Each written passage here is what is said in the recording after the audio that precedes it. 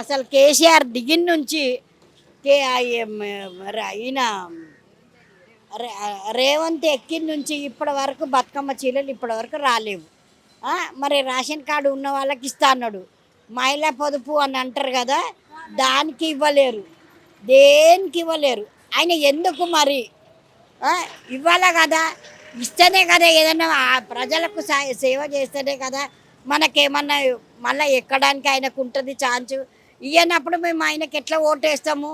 ప్రతి మనిషి వేసిండు ఓటు, వేసినప్పుడు మళ్ళీ ఇచ్చేది ఆయన ఫర్జు.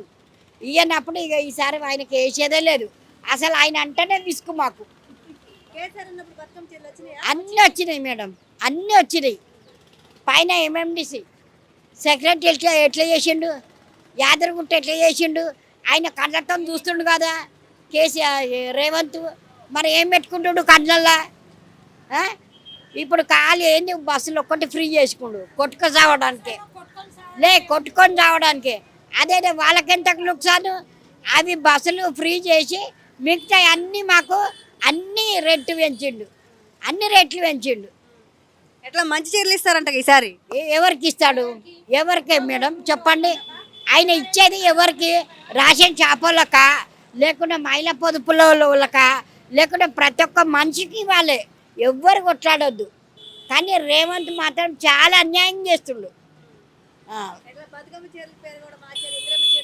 ఇంద్రమ్మ చీరలు అయినా ఏవైనా ఆయన రేవంత్ చీరలని ఇవ్వాలి. అది కాదా మేడం, ఇచ్చేది ఉంటే పండుగ కాకముందుకే ఇచ్చేయాలి. పండుగ అయిపోయినాక ఇచ్చి లాభం ఏంది? ఇప్పటికి కూడా ఇవ్వట్లేదు. మరి వాళ్ళ ఇంట్లో కట్టుకుంటారేమో, కట్టుకొని వాళ్ళ భార్యకు వాళ్ళ కొడుకుకు లుంగీలు కట్టుకుంటాడేమో, ఏమి కట్టుకుంటాడో దొంగ సచ్చినోడు కట్టుకోమని. మీరు చెప్పండి అమ్మా, ఎట్లా ఇంతవరకు చీరలు రాలేదు, ఏమంటారు?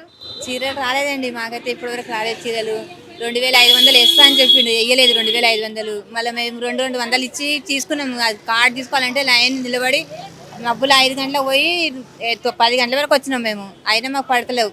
గ్యాస్ 500కి చెప్పిండు, 500కి ఇస్తలేరు. 1000 రూపాయలు గ్యాస్ వస్తుంది, వాళ్ళ అకౌంట్లో కూడా పైసలు పెడతలేవు.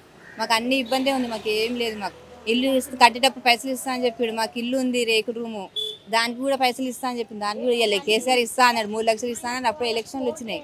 ఎలక్షన్లు రాగానే అప్పుడు ఆపేసారు. 5 లక్షలు ఇస్తా అని చెప్పిండు. ఇప్పటివరకు ఒక్క రూపాయి కూడా ఇవ్వలేక ఈయన రేవంత్ రెడ్డి. ఇప్పుడు మాకు ఇల్లు కాడుతుంది, మేము కిరాయికి ఇంట్లో ఉంటున్నాం మేము. కేసీఆర్ ఉన్నప్పుడు బతుకమ్మ చీరలు వచ్చినాయా? చీరలు అన్ని ప్రతి ఒక్కటి వచ్చింది. కేసీఆర్ వచ్చినప్పుడు, గోపీనాథ్ ఉన్నప్పుడు అన్నీ వచ్చినాయి. మాకు గిఫ్టులు చాలా ఉన్నాయి. మాకు కేసీఆర్ వచ్చినప్పుడు చీర ప్రతి సంవత్సరం మాకు చీరలు వచ్చినాయి. ప్రతి సంవత్సరం మాకు గిఫ్టులు వచ్చినాయి. కేసీఆర్ గోపీనాథ్ కూడా ఇచ్చిండు మాకు. ఈయన వచ్చినప్పటి నుంచి మాకు ఏం గిఫ్ట్ లేదు, మాకు చీర లేదు, ఏం లేదు. మాకు చాలా లాస్ చేసేస్తుంది మాకైతే.